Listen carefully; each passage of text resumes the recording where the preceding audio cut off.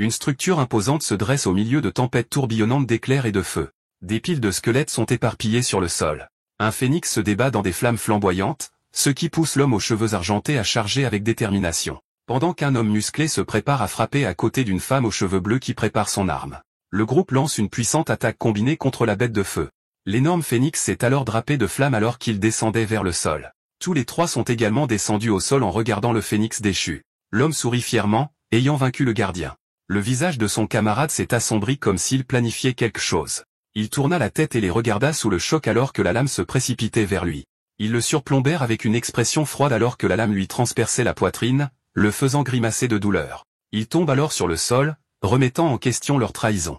La femme eut un sourire suffisant à travers leur plan en l'appelant Migo. L'homme masculin ajouta que Migo était trop fort et que le tuer leur faisait apprécier le pouvoir, tandis que leurs mains s'étendent pour le rejeter. Migo tomba alors vers le phénix déchu avec un visage grimaçant. Ses yeux se plissèrent alors qu'il les maudissait. Les deux se sont ensuite jetés en avant pour frapper en réalisant que Migo n'est pas encore mort. Le monstrueux phénix drapé de feu flamboyant descend d'en haut, ce qui fait que Migo est englouti par les flammes. Ses camarades s'arrêtèrent sous le choc, réalisant que le phénix n'était pas encore mort. Une explosion massive a ensuite englouti tout le champ de bataille. Migo leur cria dessus avec rage, jurant de leur faire payer ce qu'ils ont fait. Le feu a ensuite englouti tout son corps, ne laissant que sa silhouette. Une notification du système est apparue indiquant le changement de destin du personnage pendant qu'il charge. 300 ans plus tard, à l'énorme académie d'arts martiaux, un professeur blond se tenait devant, racontant comment les 9 tours noirs sont tombés et comment les monstres ont envahi l'humanité. Dans la lumière de l'espoir, des artistes martiaux sont nés et ont supprimé les monstres pour protéger l'humanité. Le professeur a attrapé le tissu noir pour leur montrer la bête. Une hyène de rang inférieur grogna à l'intérieur de la cage alors qu'elle les affrontait. Les étudiants furent surpris tandis que les autres trouvèrent cela dégoûtant, ce qui poussa la bête à rugir avec colère et à les effrayer. Le professeur sourit alors et leur demanda la faiblesse de la bête. Les élèves semblaient confus et se plaignaient de ne pas s'en souvenir. Ils furent alors confus en entendant quelqu'un ronfler au loin. Cela attira l'attention du professeur alors qu'elle s'exclamait avec surprise. Les élèves se retournèrent, voyant leurs camarades de classe se pencher sur l'arbre.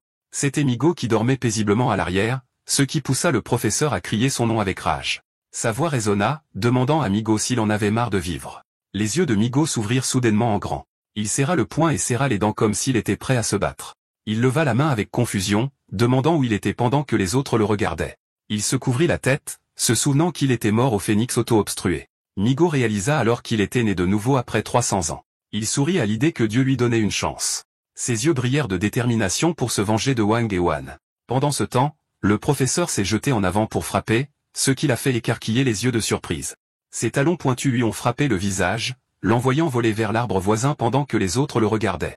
Le professeur serra les dents avec rage parce qu'il dormait pendant son cours. Migo tombe au sol alors que ses camarades de classe murmurent que leur professeur, Harry, a un tempérament violent. Leurs lèvres formèrent un sourire moqueur, l'appelant un déchet pour avoir peu de chance d'être un artiste martial.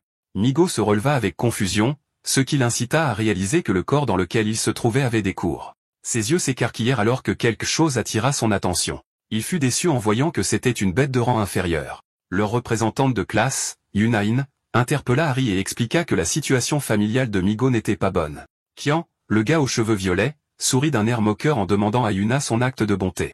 Il se retourna ensuite, disant que si Migo échoue à l'examen, il serait expulsé. Harry leur ordonne de s'arrêter. Elle saisit ensuite son fouet et dit à Migo qu'il était toujours son élève. Avec une expression sombre, elle demanda à Migo quels étaient les points faibles de Yuna tout en le menaçant. Ses camarades de classe se moquèrent et rirent de lui à l'arrière pendant qu'il restait silencieux. Yuna s'avança et dit à Harry que la conséquence était trop lourde. Harry se retourna, lui demandant avec colère si elle lui apprenait à être enseignante. Yuna baisse les yeux tandis que Qin la regarde avec une expression sombre et de la confusion. Pendant ce temps, Migo leur dit avec arrogance qu'il connaissait ses points faibles depuis longtemps. Dans sa vie antérieure, il a massacré 18 groupes d'hyènes pour entraîner son maniement de l'épée. Ses camarades de classe se moquèrent de lui, lui disant qu'il ne faisait que se vanter. Harry le regarda et lui ordonna de mentionner chaque point faible. Elle se pencha plus près et pointa son fouet, le menaçant s'il se trompait. Migo sourit et leva la main tout en disant que les hyènes ont 4 points faibles. Harry fut choqué d'apprendre que Migo connaissait le 4e. Ses camarades de classe éclatèrent de rire et se moquèrent de lui. Yuna le regarda avec inquiétude et murmura que les hyènes n'ont que 3 points faibles. Migo attrapa sa nuque avec confusion car il ne pouvait pas croire que le livre avait manqué le 4e. Qin le pointa du doigt et dit que les points faibles des hyènes ne sont que la gorge, le ventre et les yeux. Il l'appela alors un déchet, osant remettre en question le matériel pédagogique. Il s'avança et appela Harry pour qu'il punisse Migo pour ses actions. Migo croisa les bras avec confiance alors que Harry ne disait rien en se moquant de Kian. D'un ton impérieux, Harry leur dit d'arrêter. Kian montra un large sourire moqueur en pointant Migo pour qu'il suive l'ordre. Mais ensuite, Harry se retourna avec rage et dit à Kian que c'était lui qui devait se taire. Elle retourna ensuite à Migo et lui demanda quel était le 4e point faible qu'il avait mentionné. Migo sourit et dit que c'était simple, mais il fut interrompu. Lien les regarda avec des yeux brillants. Sa cage a alors commencé à trembler alors qu'il grognait. Migo la remarquait, pensant qu'il y avait quelque chose qui n'allait pas avec Lien. La bête a alors soudainement cassé la cage, ce qui a fait que Harry a regardé en arrière, choqué. Lien s'est soudainement jetée sur le groupe d'étudiants, les faisant paniquer et courir. Elle est descendue devant Kian qui était stupéfait sur place. Il s'est alors précipité et a attrapé l'épaule de Yuna pour se couvrir. Lien s'est alors précipité pour lancer une attaque contre Yuna. L'expression de Harry s'est assombrie alors qu'elle appelait Yuna de peur. Cette dernière a juré de peur alors que la gueule béante de Lien a presque touché sa tête, tandis qu'un pied s'est soudainement précipité en avant. C'était Migo qui sauvait et sortait Yuna de la portée de Lien. Il a alors serré les dents et pointé ses doigts brillants sur Lien. Ses doigts ont touché la tête de Lien, la faisant s'arrêter en plein air alors qu'elle sentait la pression. Il a fait descendre Yuna alors que Lien tombait au sol sans vie. Il a alors souri avec assurance, disant à tout le monde que le 4e point faible de Lien est son sourcil. Migo a regardé Yuna et lui a demandé si elle allait bien, ce à quoi elle a répondu avec gratitude. Les joues de Yuna ont rougi, pensant que la poitrine de Migo lui offrait la sécurité. Migo s'est tenue devant Lien sans vie, se demandant pourquoi elle avait pu détruire la cage alors qu'elle était la plus faible. Ses yeux sont devenus perçants, pensant que c'était un peu étrange. De légers filaments sont soudainement apparus sur le front de Lien, ce qui a choqué Migo alors qu'il se dirigeait directement vers lui. Une notification système est apparue au-dessus de lui et a annoncé qu'il avait obtenu un sang de chi. Il l'a alors touché avec surprise. Il a serré le poing en souriant, réalisant qu'il pouvait augmenter son chi en tuant la bête. Ses camarades de classe ont été surpris de le voir tuer Lien d'un seul coup. Harry s'est assise à côté de Lien sans vie, pensant que le simple doigt de Migo pouvait écraser son crâne. Elle a jeté un coup d'œil à Migo et s'est demandé ce qu'il cachait d'autre. Ses élèves lui ont demandé avec inquiétude si Lien était déjà morte, ce qui l'a incité à se lever et à rassurer tout le monde. Elle a alors dit à tout le monde que Migo avait raison sur le point faible, mais que la leçon appartient au haut rang. Elle a tapoté l'épaule de Migo et lui a dit qu'il recevrait des points bonus pour avoir bien fait. Migo a alors souri en réponse et l'a remercié. Les étudiants ont été surpris en entendant leur professeur. L'autre a riposté et a dit que Migo avait juste eu de la chance cette fois-ci. Les camarades de classe de Migo bavaient maintenant sur lui parce qu'il était plus fort que Kian. Ce dernier a serré les dents et serré le poing de rage. Il a ensuite levé la main avec un visage tordu, faisant semblant de ne pas avoir peur. Il s'est vanté que les hyènes étaient élevés dans leur maison pour monter la garde. Il a fait un pas vers le corps sans vie des hyènes, se vantant qu'il pouvait le tuer comme Migo parce que son chi est plus grand que lui. Leurs camarades de classe se moquent de lui, sachant qu'il ne fait que se vanter. Yuna a mis sa main sur son front, incrédule, tandis que les autres filles se moquaient de Kian. Kian a éclaté de rage, disant à ses camarades de classe qu'il allait leur prouver. Il a ouvert la gueule de l'hyène et y a mis sa tête, ce qui a incité la fille à se couvrir le visage de dégoût. Harry l'a interpellé, lui disant d'arrêter de faire l'imbécile. Migo a croisé les bras, pensant qu'il allait donner une leçon à Kin pour s'être moqué de lui. Il fait nonchalamment rouler un petit caillou entre ses doigts. La roche frappe avec une force incroyable lorsqu'elle s'écrase sur la tête de l'hyène. La mâchoire tombe soudainement, piégeant la tête de Kin à l'intérieur de sa gueule. Il s'est agité et a mouillé son pantalon tout en demandant à tout le monde de le sauver. Harry et les autres étudiants ont regardé fixement, le jugeant idiot. Kin allait fortement avec sa langue sortie, réalisant que c'était une fausse alerte. Harry a couvert sa bouche, ordonnant à Kian de prendre une douche et de changer de pantalon. Les étudiants se moquent de lui et se moquent de lui pour avoir fait pipi dans son pantalon, ce qui l'incite à s'enfuir de la scène. Migo pousse un soupir, espérant que Kian ne fera pas de cauchemar à cause de ce qui s'est passé. Le grand bâtiment de l'école se dresse sous le ciel. La voix a résonné alors que l'école était terminée. Les étudiants sortent par la porte. Certains invitent même d'autres personnes au nouveau café. Keon attendait Yuna avec inquiétude à l'extérieur avec une fleur sur le dos. Yuna est soudainement apparue, marchant élégamment à l'extérieur. Kian a saisi sa chance et l'a interpellé, ce qui l'a incité à se retourner et à lui demander. Il s'est incliné et lui a offert la fleur tout en s'excusant pour ce qui s'est passé. Il a souri largement et l'a invité à un rendez-vous au nouveau café. Yuna a hésité et a agité la main, lui disant qu'elle n'accepterait que les excuses. Kian était sur le point de répondre, mais Migo a soudainement attiré l'attention de Yuna. Elle a tourné le dos et lui a fait ses adieux, s'éloignant de la scène. Yuna a rattrapé Migo et l'a immédiatement remercié de l'avoir sauvé. Elle lui demande joyeusement s'il est libre et l'invite au café nouvellement ouvert à Aéroplaza. Migo l'a regardé et lui a dit qu'il avait autre chose à faire. Yuna a quand même demandé quand il serait libre, ce à quoi il a répondu avec hésitation. Les yeux de Kin se sont rétrécis alors qu'il grinçait des dents de rage. Sa prise s'est resserrée alors qu'ils les regardaient tous les deux marcher ensemble. Emigea s'est rendu à Hero Plaza, témoin de la statue de Wang et Wan au milieu. Un tas de fleurs ont été vues, considérant cela comme un hommage à leurs soi-disant héros. Wang et Wan sont devenus les héros de l'humanité car ils les ont vus comme ceux qui ont vaincu le phénix. Migo a regardé les civils parler joyeusement des deux. Il a souri amèrement en se souvenant de la trahison que les deux avaient commise. Avec ses yeux perçants, il a juré de révéler les vraies couleurs de leurs soi-disant héros. Il s'est alors éloigné lorsque quelqu'un a ordonné de le suivre. C'était Qian, ordonnant à ses hommes d'attaquer Migo dans la ruelle. Migo marche dans la ruelle sombre, ignorant le danger qui l'attend. Pensez à la difficulté de trouver une bête dans le centre-ville. Deux chaussures différentes s'avancent. Les deux hommes de Qian lui ont barré la route en le traitant d'arrogant. Le type aux cheveux bouclés avec des bêtes sur le dos l'a menacé. Migo était confus et a demandé qui ils étaient. Qian est soudainement apparu au milieu du groupe d'hommes et a demandé pourquoi Migo était seul. Ce dernier s'est retourné et a demandé si Qian lui causait encore des ennuis. Qian l'a pointé du doigt avec rage, disant que sa haine ne disparaîtrait pas si Migo n'était pas handicapé. L'expression de Migo s'est assombrie, répétant ce que Qian avait dit tout en traitant ses hommes de déchets. Le visage du type s'est tordu, traitant Migo de faible pour avoir dit chi. Les hommes de Qian se sont précipités en avant simultanément, désireux de donner une leçon à Migo alors qu'il se tenait au milieu impassible. Qian rit maniaquement, jurant de rendre Migo pire qu'un déchet. Les yeux de Migo brillent de rage, jetant et battant les hommes de Qian d'un mouvement rapide tout en atterrissant parfaitement sur le sol. Il s'est ensuite tenu avec assurance au milieu des hommes vaincus. Qian et le type le fixaient avec des visages tordus car ils ne pouvaient pas croire ce qui s'était passé.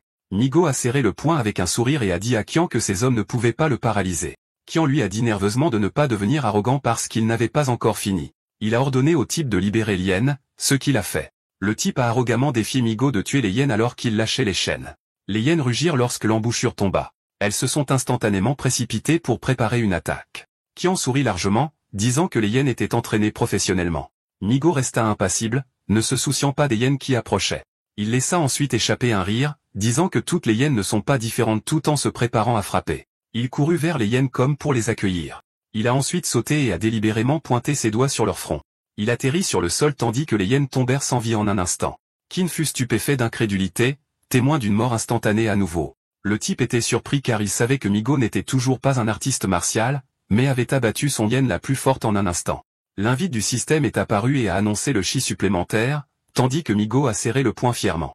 Qian réalisa à quel point Migo était fort et essaya de s'éclipser de la scène, mais Migo apparut effrayant dans son dos, disant à Qian que c'était maintenant son tour. Qian s'alarma car il avait peur d'affronter Migo. Ce dernier lui a ensuite soudainement donné un coup de pied dans sa partie intime, le faisant écarquiller les yeux. Qian a été envoyé voler et crier tout en tenant son devant. Le type regarda Qian avec horreur car il ne pouvait pas croire ce qui s'était passé. Migo lui fit ensuite face, lui disant qu'il avait entendu parler du gang des hyènes. Il a demandé si le type avait plus d'hyènes, ce à quoi le type a répondu avec effroi. Le type a soudainement éclaté, lui disant que le gang des hyènes est le plus grand gang de Shanxi.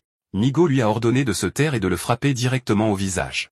Il a ensuite ordonné au pauvre type de l'emmener dans leur gang. Il attrapa sa tête et menaça de le torturer s'il continuait à jacasser. Dans la ville de Shanxi, ils se sont promenés tous les deux sur la place. Le type a pointé la porte devant eux, lui disant que c'était leur base. Migo sourit et lui ordonna de partir maintenant, ce qui incita le type à demander avec surprise. Étant confiant, Migo lui a dit qu'il trouverait le patron et qu'il discuterait avec lui. Pendant ce temps, deux hyènes se battaient l'une contre l'autre. Un bruit fort résonna dans le petit ring alors que les joueurs pariaient sur leur hyène préférée. Alors que quelqu'un regardait d'en haut, le vieil homme demanda soudainement où leur troisième frère avait emmené les hyènes. Son assistant lui dit alors que leur jeune maître voulait donner une leçon à un enfant et les avait emmenés. Ses sourcils se froncèrent, disant que le troisième frère se comportait mal récemment. La porte s'ouvrit soudainement lorsque quelqu'un la frappa de l'extérieur. Les joueurs tournèrent le dos avec surprise tandis qu'une silhouette se tenait derrière la fumée. Cela attira l'attention du vieil homme, l'incitant à demander qui c'était. Quelqu'un fit alors un pas en avant. C'était Migo, se présentant et demandant qui était le chef du gang des hyènes. Le vieil homme prononça le nom de Migo, disant que cela sonnait familier. Son assistant lui rappela alors que Migo était celui que leur troisième frère poursuivait. Le vieil homme tira alors sur sa cigarette, pensant que c'était bien lui. Il demanda alors à Migo pourquoi il était seul et où était leur troisième frère. Migo sourit avec assurance en remarquant que le vieil homme était le chef du gang. Migo sourit en disant que le vieil homme se trompait car il ne pouvait pas être capturé et était venu là de son propre chef. Le vieil homme réagit avec confusion, demandant pourquoi à Migo. Ce dernier le pointa du doigt, disant qu'il voulait les aider à tuer les hyènes. Il révéla que les combats d'animaux privés sont interdits et proposa de les aider à nettoyer les preuves. Les membres du gang se moquèrent de lui, lui disant qu'il était venu se faire battre. Les membres rient, demandant où il a trouvé le courage de tuer toutes les hyènes. Le vieil homme jura alors et ordonna à ses membres de paralyser les jambes de Migo et de le jeter dehors. Les membres répondirent avec joie alors qu'ils préparaient leurs battes pour frapper. Ils se précipitèrent alors vers Migo, visant leurs armes alors qu'il restait impassible. Le combat commença alors que le vieil homme tourna le dos en disant que Migo ne faisait que perdre son temps. Ses membres de gang furent envoyés voler partout, le faisant s'arrêter sous le choc. Il se retourna alors avec surprise et demanda ce qui se passait. Migo serra le poing, disant qu'il était seulement venu les aider mais qu'ils avaient riposté. Les membres avaient maintenant peur car ils réalisèrent que Migo était fort malgré qu'il soit un étudiant. La cigarette tomba alors au sol et fut piétinée par le vieil homme. Ses yeux devinrent perçants alors qu'il dit arrogamment à Migo de tuer toutes les hyènes. Avec un visage tordu, il leur ordonna de libérer toutes les hyènes. Les membres furent surpris alors que les hyènes s'avançaient, tandis que les autres applaudissaient Kai, le vieil homme et les hyènes. Les bêtes se jetèrent sur le Migo confiant. Ses yeux brillèrent de détermination. Alors qu'il bondissait au-dessus, il donna un coup de pied aux deux simples hyènes d'un seul mouvement rapide, les envoyant au sol. Les spectateurs restèrent bouche bée en étant témoins d'une mort instantanée de Migo. Des énergies rouges allaient directement à Migo alors qu'il acquérait d'autres quillots des hyènes sans vie. L'assistant a demandé avec inquiétude à Kai quel était leur plan, ce qui a incité Kai à jurer de rage alors qu'il leur ordonnait de libérer toutes les hyènes. Les membres se sont précipités en avant en suivant sa demande. La cage s'est ouverte et toutes les hyènes ont directement encerclé Migo. Ce dernier a souri avec confiance alors que cela devenait enfin intéressant. Une minute plus tard, il se battait contre la meute de hyènes avec sa technique de frappe canine. Quelques minutes de plus s'étaient écoulées. Il se battait toujours contre les hyènes et les lançait en l'air. Une demi-heure plus tard, les hyènes avaient maintenant peur et essayaient de s'échapper, mais il les a poursuivis. La mâchoire de Kai s'est décrochée en voyant comment Migo avait tout vaincu. L'invite système a affiché son chi accru alors qu'il se tenait fièrement au milieu des hyènes vaincues. Il a ensuite marché sur sa tête alors que les spectateurs étaient stupéfaits. Migo a demandé avec arrogance si c'était la fin alors qu'il s'échauffait à peine. Il a souri et a ordonné à Kai de lâcher plus de hyènes pour lui. Kai s'est mis en colère, lui disant de ne pas devenir arrogant car il pouvait le vaincre avec ses subordonnés. Il a ensuite pointé son doigt et leur a ordonné de combattre Migo ensemble. Après un moment de silence, personne n'est sorti. Il s'est ensuite retourné avec confusion, demandant où ils étaient. Ses subordonnés se sont alors enfuis du combat, disant qu'ils n'étaient pas assez stupides pour combattre un monstre. Tai les a maudits furieusement à cause de leur trahison flagrante. Migo est soudainement apparu sur son dos, le faisant transpirer de peur. Il a été surpris et a demandé ce que Migo voulait faire. Ce dernier a souri et lui a demandé où il pouvait obtenir plus de hyènes et d'autres bêtes. Kai l'a pointé du doigt furieusement, lui disant qu'il ne révélera rien même s'il mourait. Migo sourit d'un air menaçant tout en serrant les mains. Soudain, une explosion chaotique d'énergie noire éclate vers l'extérieur. Après avoir été contusionné, Kai a révélé qu'ils avaient acheté les hyènes à Eclipse Arena. Les yeux de Migo se sont rétrécis, se souvenant qu'il y allait souvent dans le passé. Il a ensuite demandé quand l'arène ouvrait et qui était leur patron. Kai lui a dit qu'elle ouvrait tous les week-ends et qu'il ne connaissait pas le patron. Migo se penche ensuite en avant tout en lui tapotant l'épaule, lui disant que Kai Y emmènera. Kai a été choqué en répétant ce que Migo avait dit. Migo s'est retourné et a demandé s'il n'était pas d'accord, ce à quoi Kai a hésité à dire que c'était réservé aux membres. Migo révèle froidement que Kai a une blessure depuis plus de 10 ans, ce qui amène Kai à demander sous le choc.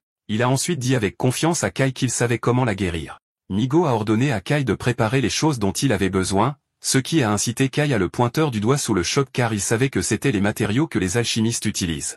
Les subordonnés de Kai les regardent également sous le choc car ils savent que les alchimistes sont rares car ils peuvent créer une potion qui transforme un humain normal en artiste martial. Kai a alors soupçonné que Migo était un alchimiste, mais il était un peu confus. Migo a ensuite ajouté qu'il ne donnerait à Kai qu'1 minute pour tout rassembler, ce qui a incité Kai à se précipiter soudainement et à préparer tout ce dont il avait besoin. Kai sourit largement, pensant que sa chance pourrait changer s'il avait le soutien de Migo. À l'intérieur de la salle propre, les deux se tenaient face à face avec les ingrédients sur la table. Kai lui a joyeusement dit qu'il avait préparé toutes les choses que Migo avait dites. Ce dernier a répondu tout en examinant l'ingrédient. Il a ensuite tapé sur la table et a ordonné aux ingrédients de se lever. Une énergie bleue s'est formée au-dessus de lui alors qu'il scandait une formule de réaction. La mâchoire de Kai s'est décrochée car il savait que seul un alchimiste pouvait apprendre cette formule. Il a souri largement, sachant qu'il pourrait être riche avec l'alchimiste. Un liquide bleu se forme sur la main de Migo, ce qui le fait sourire de succès. Kai a pointé le liquide bleu qui était au-dessus de la paume de Migo, demandant si c'était le médicament. Migo étire ensuite son corps, disant que cela fait longtemps qu'il n'a pas fabriqué de liquide de récupération de niveau 3. Kai regarde sous le choc, sachant que la médecine de niveau 3 vaut 1000 pièces d'or. Migo lui a ordonné d'ouvrir la bouche alors qu'il pointait ses doigts, ce qui a incité Kai à ouvrir la bouche. Le médicament est allé directement dans sa bouche, l'avalant. Il regarde ensuite sa main tout en brillant d'une énergie bleue. Ses yeux se sont écarquillés de bonheur en tenant son corps alors que sa blessure guérissait instantanément. Kai s'est ensuite agenouillé, jurant de faire tout ce que Migo lui demandait pour rembourser ce qu'il avait fait. Migo lui a dit avec audace qu'il n'avait pas à faire tout ça. Il s'est ensuite éloigné et lui a dit de le laisser simplement entrer dans l'arène ce week-end. Kai l'a soudainement suivi et a demandé s'il pouvait l'envoyer. Pendant ce temps, sur le marché animé, la voix de quelqu'un résonnait en vendant. Une fille avec des couettes vendait joyeusement des brochettes de rat. Un vieil homme demande alors à la fille nommée Yuri si son grand frère n'est pas revenu. Elle a ensuite répondu qu'elle n'en avait aucune idée tout en étant occupée à vendre. L'acheteur s'est alors moqué de son frère, Migo. Elle a volé avec colère la brochette de rat et a dit à l'acheteur de se taire. L'acheteur a agité la main, disant qu'il plaisantait juste. Alors que Yuri était furieusement en colère, un gars a soudainement écarté l'acheteur avec colère, ce qui a alarmé Yuri. Le gars avec ses subordonnés a ensuite demandé à Yuri des frais de position de stand. Yuri a été surprise et leur a dit qu'elle avait déjà payé en avance pour ce mois-ci. Le gars a admis qu'il devait payer 3 fois par mois, mais leur a accordé une réduction à cause de Migo. Yuri avait peur, demandant quelques jours de plus car elle n'avait pas d'argent. Le gars s'est dressé au-dessus d'elle, lui disant qu'il ne pouvait pas faire ça. Il a ensuite attrapé son épaule et lui a demandé de payer avec son corps. Le vieil homme a proposé de prêter de l'argent à Yuri, mais le gars lui a soudainement donné un coup de pied dans l'estomac et lui a dit de se mêler de ses affaires. Le vieil homme a atterri au sol, ce qui a incité Yuri à l'appeler avec inquiétude. Les spectateurs avaient peur en voyant la scène. Le gars a touché les cheveux de Yuri et lui a dit de venir avec lui docilement. Yuri a riposté, disant qu'elle préférait mourir plutôt que d'être avec eux. Le gars a souri d'un air maniaque et a levé la main, ce qui a incité Yuri à crier d'horreur. Un bâton pointu a soudainement jailli, repoussant la main du gars alors qu'il la perçait. Il a crié de douleur en se tenant la main. Yuri a tourné la tête et a regardé la personne derrière elle. C'était Migo qui mangeait des brochettes, soulagé d'être arrivé à temps. Le gars a paniqué et a dit à ses subordonnés d'enlever rapidement la brochette de sa main. Ils ont remarqué que la brochette était enfoncée très profondément tandis que le gars devenait violet de douleur. Les spectateurs ont été surpris, disant qu'il était soudainement devenu fort. Yuri a appelé son grand frère tandis que Migo lui a dit avec assurance de ne pas le remercier. Elle a ensuite sauté joyeusement et a demandé pourquoi elle le remercierait. Yuri a soudainement examiné son corps, confuse de savoir pourquoi il était soudainement devenu fort. Migo a fait semblant de tousser et a dit à Yuri de ne pas s'énerver car il n'était toujours pas un artiste martial. Les yeux de Yuri sont devenus larmoyants, pensant qu'il n'était pas devenu un artiste martial. Le gars s'est levé et a maudit Migo d'être arrogant, les incitant à le regarder. Le gars a récupéré, désireux de donner une leçon à Migo. Yuri a paniqué et a dit à son frère de s'enfuir car il n'était pas de taille pour eux. Le visage du gars s'est tordu et a dit à ses subordonnés d'arrêter Migo. Les subordonnés se sont rapidement précipités et ont encerclé les frères et sœurs. Le gars a souri largement et a menacé Migo en tenant un poignard. Yuri a soudainement protégé Migo, disant qu'elle viendrait avec eux. Les yeux du gars sont devenus perçants, disant qu'il est trop tard. Il a ensuite souri largement, disant qu'il ne tuerait pas Migo. Il a léché la lame d'une manière maniaque, racontant son horrible plan. Le poing de Migo a soudainement surgi vers son visage, l'envoyant voler en l'air alors qu'il grimaçait de douleur. Ses deux subordonnés ont été choqués, témoins de la défaite de leur grand frère. Les yeux de Migo brillaient de rage, menaçant les ordures devant lui. Yuri lui a demandé avec confusion car elle savait qu'il n'était pas un artiste martial. Migo a souri et lui a dit qu'il n'était pas loin de le devenir. Il lui a caressé la tête en s'excusant et en jurant qu'il la protégerait. Les yeux de Yuri sont devenus larmoyants alors qu'elle souriait et le reconnaissait. Le gars a récupéré et s'est assis, se plaignant de son beau visage. Étant furieux, il a ordonné à ses subordonnés de tuer Migo. Les deux se sont alors dressés au-dessus de Migo, lui demandant comment il voulait mourir. Migo a souri avec arrogance et les a traités de simples clowns. Dans un mouvement rapide, les deux étaient maintenant allongés sur le sol, ce qui a fait écarquiller les yeux de leur maître. Les yeux de Migo brillaient de rage alors qu'il serrait le poing. Il se tenait devant le gars, lui disant que c'était maintenant son tour. Le gars lui a dit avec assurance que le gang des hyènes le soutenait, incitant Yuri à arrêter son grand frère car il ne pouvait pas les provoquer. Les spectateurs se sont soudainement précipités vers eux tout en l'arrêtant également. Migo les a mis de côté et a demandé au gars si son patron était vraiment Kai. Le gars a souri largement et a demandé avec arrogance si Migo le regrettait maintenant. Il a ensuite pointé Migo avec un large sourire, mais il a été interrompu par Kai qui s'est précipité avec enthousiasme vers Migo avec des collations. Kai lui a offert les collations et lui a dit qu'il lui en rachèterait s'il en manquait. Le gars a soudainement appelé Kai avec incrédulité en demandant ce qui se passait. Les spectateurs ont également été surpris par son attitude envers Migo. Kai a soudainement réalisé la situation.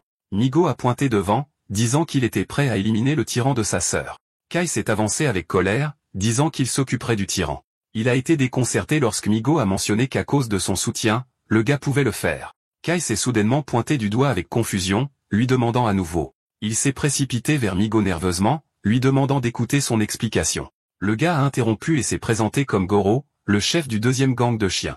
Il s'est précipité pour serrer les jambes de Kai et la supplier de l'épargner. Ses yeux sont devenus perçants en réalisant soudainement que Migo avait une relation avec Kai.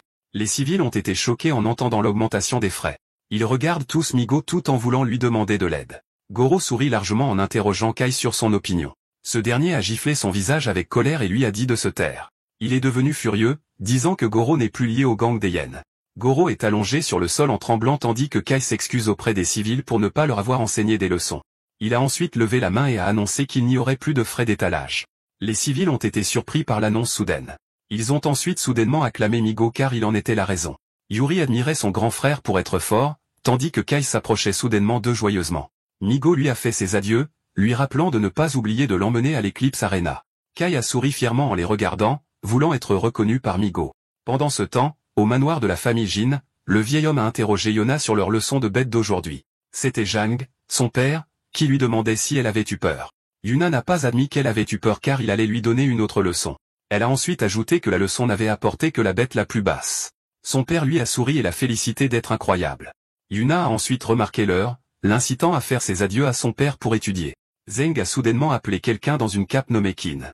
Il a ordonné à Qin d'enquêter sur la façon dont la hyène s'était échappée de la classe. Qin s'est incliné et a dit que quelqu'un lui avait injecté un médicament berserk. Les yeux de Zeng se sont plissés et ont demandé qui l'avait fait. Qin lui a dit respectueusement qu'ils enquêtaient toujours, mais le coupable a laissé un indice. Il a ensuite soupçonné que le coupable pourrait envoyer un message menaçant à Zhang. Ce dernier a claqué son poing sur la table. Il a ensuite ricané et furieusement l'audace de le menacer. Il s'est levé et a ordonné à Qin d'enquêter davantage pour protéger sa fille, ce que Qin a instantanément suivi. Zeng s'est mis le menton dans la main et a pensé au médicament berserk. Il regarda par la fenêtre, songeant à l'arène de l'éclipse. Pendant ce temps, à l'arène de l'éclipse, un homme en armure affrontait une bête. C'était un tigre fantôme à une corne qui s'approchait de lui. Les spectateurs criaient fort, les exhortant à se battre rapidement. Migo regarda autour de lui, comprenant déjà ce qu'il y avait dans l'arène, tandis que Kai souriait à côté de lui. Il baissa ensuite les yeux en pensant que les humains et les bêtes sont des ennemis, mais maintenant ce n'est qu'un loisir pour eux. Le tigre fantôme se rua en avant, atterrissant sur le bouclier du gars en armure. Le bouclier se brisa en un instant et l'homme fut envoyé voler contre le mur de l'arène. L'homme atterrit sans vie sur le sol tandis que le tigre fantôme rugissait de victoire. Kai serra les dents, agacé de s'être encore perdu. Migo lui demanda soudainement avec curiosité s'il y avait des restrictions pour entrer sur scène. Kai répondit par la négative et lui demanda pourquoi. Migo sourit et décida de descendre et d'augmenter son chi. Avant de partir, il ordonna à Kai d'acheter 10 000 pièces d'argent et de parier sur sa victoire. Il sauta ensuite à l'intérieur de la scène, ce qui fit paniquer Kai. Sur le balcon de la salle VIP, Yuna regardait avec ennui car elle avait encore perdu. Son père lui dit que ce n'était pas grave, ajoutant qu'un millier de pièces d'argent, c'est peu. Il laissa tomber ses 100 pièces d'or et dit à Yuna de jouer. Elle sourit alors et remercia son père pour cela. Zeng avait initialement prévu de jouer sur scène, mais Yuna insista pour venir. Il demanda ensuite à propos de Migo, ce qui prit Yuna au dépourvu. Elle se tordit les cheveux et dit à son père que Migo l'avait aidé auparavant. Il répondit alors qu'il avait entendu dire à quel point le chi de Migo était bas. Il proposa de donner à Migo un emploi stable pour ne se soucier de rien. Zhang posa son café et se tint droit en réprimandant sa fille. Il lui tapota la tête, lui disant que c'était pour son bien. De retour sur scène, les spectateurs furent surpris en voyant le tigre fantôme vaincu. Migo se tenait droit au milieu des compliments tout en marchant sur la bête. Il sourit fièrement car il était enfin devenu un artiste martial. Yuna appela joyeusement son papa et montra Migo du doigt qui avait vaincu la bête, tandis que la mâchoire de Zhang se décrochait de surprise. Yuna demanda joyeusement à son père si Migo avait la capacité d'un artiste martial. Zhang lui dit que la bête devait être épuisée. C'est pourquoi Migo l'a vaincu. Yuna croisa les bras et demanda avec méfiance à son père sa réaction à Migo. Son père doutait que Migo puisse devenir un artiste martial tandis que Yuna bouda sur ses genoux. Elle sourit ensuite et regarda Migo, disant qu'il était fort. Les travailleurs traînèrent ensuite la bête tombée loin de lui. Migo sourit et demanda s'il y avait encore des bêtes plus fortes. Pendant ce temps, un homme mangeait son repas. Il était sur le point de prendre une bouchée, mais soudain, son assistant l'appela, Lord Théon, et lui parla de Migo. Théon s'essuya les lèvres et demanda à propos du précédent fauteur de troubles. L'assistant lui dit qu'il avait été mis en pièces. Il lui ordonna ensuite d'arranger rapidement tout. L'assistant s'inclina et suivit instantanément. De retour sur scène, Kai encouragea Migo et lui dit à quel point il était incroyable. Migo lui dit alors de le passer mais il était confus à ce sujet. Il demanda nonchalamment de l'argent car il lui avait ordonné de parier 10 000 pièces d'argent. Le visage de Kai devint violet et paniqua instantanément en lui disant qu'il avait oublié. Migo, avec des yeux mortels, lui demanda de répéter une fois de plus. Kai courut aussi vite qu'il le pouvait et dit à Migo qu'il parierait 20 000 sur lui. Il essuya ensuite sa sueur, pensant à quel point Migo est effrayant. Une bête sauta soudainement devant lui. C'était une bête de rang soldat 2 étoiles, un chat-renard. Jun regarda d'en haut, incapable de croire que Migo se battrait davantage. Yuna baissa les yeux avec inquiétude, disant qu'elle faisait confiance à Migo. En un instant, la bête fut vaincue au sol. Yuna dit joyeusement à son père que Migo avait encore gagné. Jang traça son menton, disant que la bête devait avoir été regardée de haut auparavant. Un bol grinça des dents de rage, tandis que Migo l'affrontait avec détermination. Jang était confus de savoir pourquoi Migo n'avait pas arrêté de se battre. Yuna se moqua de son père car il n'arrêtait pas de dire que Migo allait perdre. Il lui dit avec confiance de ne pas s'inquiéter car il n'avait pas tort cette fois. Pendant ce temps, Migo envoya le bol voler avec un seul coup de poing. Yuna encouragea Migo alors qu'il gagnait encore tandis que la mâchoire de Jang se décrochait d'incrédulité. Elle demanda ensuite à son père en se moquant tandis que son père bégayait. Les yeux de Jang s'écarquillèrent, disant à Yuna de regarder Migo et la bête. Migo affrontait maintenant un gorille de rang soldat 6 étoiles. Zeng fut confus par le plan de la reine tandis que Yuna se pencha en avant avec inquiétude. Elle attrapa son père, lui demandant s'il pouvait sauver Migo. Les larmes aux yeux, elle savait que les artistes martiaux vétérans n'osaient pas provoquer ce genre de bête. Jang la regarda avec hésitation. Il accepta ensuite de le sauver car Migo avait déjà sauvé Yuna. Il appela ensuite quelqu'un sur le côté. Il ordonna à la servante d'informer Théon d'arrêter le duel. Il ajouta ensuite que Migo était son cadet. La servante s'inclina pour suivre et demanda un instant. Tout en versant le vin rouge, l'assistante rapporta ce que Zan avait transmis à la servante. Théon la regarda, demandant si Zan était venu. Il dit furieusement que Zeng n'avait pas retenu la leçon même après l'incident de la hyène. Son visage se tordit, ordonnant à son assistant de sortir la grenouille, tout en disant à son assistant de rejeter la demande de Zeng. L'assistante s'est excusée auprès de Zeng et lui a expliqué les règles de l'arène. Elle a ajouté qu'il y avait beaucoup de monde et que Zhang ne pouvait pas intervenir. Ce dernier regarde sa fille, lui disant qu'il ne peut pas l'aider. Il lui a pris l'épaule, révélant que Migo ne pouvait compter que sur lui-même. L'assistante s'est avancée alors qu'elle était sur le point de dire quelque chose. Avec un visage tordu, elle a transmis le message à Zheng, l'informant qu'il ne s'agirait plus d'une hyène enragée. Zheng a été surpris en entendant cela. Il s'attendait déjà à ce que ce soit fait par le second maître, Edouard. Ses sourcils se sont froncés, disant qu'il ferait payer Edouard. Yuna a curieusement demandé à son papa ce qui s'était passé. Zheng a forcé un sourire, disant qu'il était fatigué tout en pensant à des moyens de la protéger. Pendant ce temps, Kai voulait tout miser et parier sur Migo alors que ses subordonnés l'arrêtaient. Les dents serrées, il leur a dit que c'était maintenant ou jamais. Il a ensuite inséré la carte pendant que ses subordonnés pleuraient à l'arrière.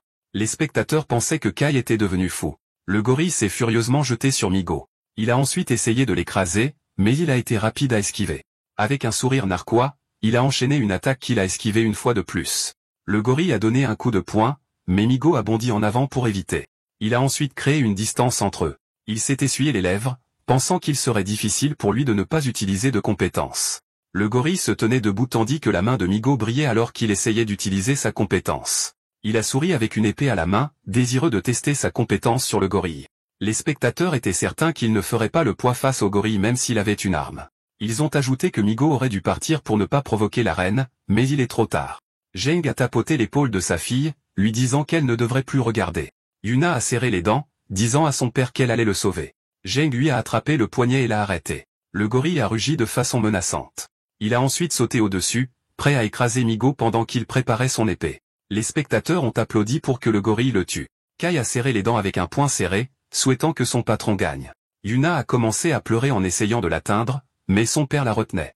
Zheng a ensuite couvert ses yeux avec sa main.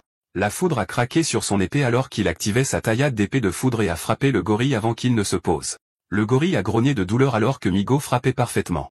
Le gorille est tombé au sol sans vie tandis que Migo était debout, indemne. Les spectateurs ont de nouveau été choqués par une mort instantanée tandis que d'autres ont été émerveillés par celle-ci.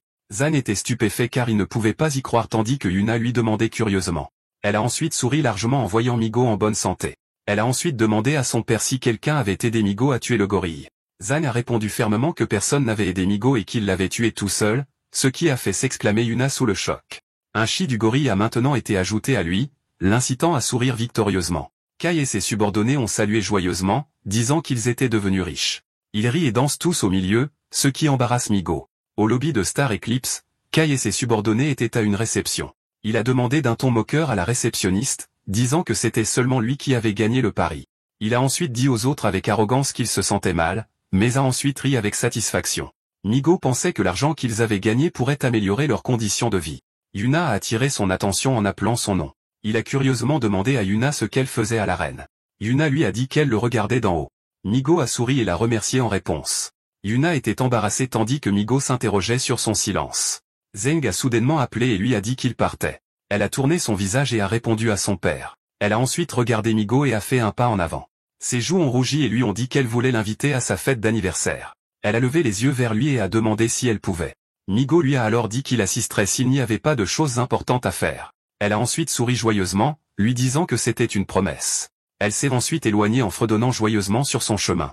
Migo la regarde avec curiosité, pensant qu'elle est amoureuse de lui. Une grenouille saute soudainement devant Yuna. L'incitant à s'arrêter, confuse, elle a curieusement demandé ce qu'une grenouille mignonne faisait là. Migo s'est alarmé en reconnaissant la chose. Il s'est rapidement précipité vers elle et lui a dit de reculer. La grenouille a émis une énergie verte en coassant. Migo l'a serré contre sa poitrine tandis qu'une lumière aveuglante les a lentement engloutis. Les spectateurs ont été choqués lorsque les deux ont succombé à la lumière. Zeng a crié le nom de sa fille avec inquiétude, tandis que Kai a joyeusement appelé Migo, mais n'a trouvé personne.